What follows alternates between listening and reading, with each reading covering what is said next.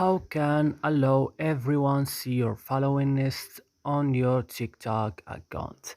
Hello guys, today I will teach you how to do this. Just watch this video until the end and make sure that you like and subscribe in this channel. So let's start.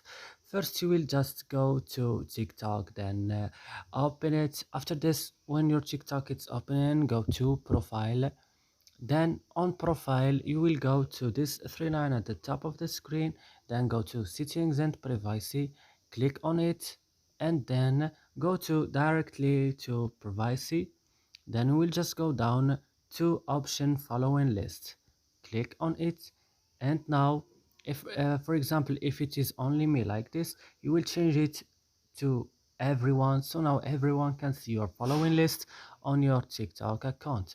And that's it. I hope this video is useful for you. Don't forget to like and subscribe in our channel, and see you next video.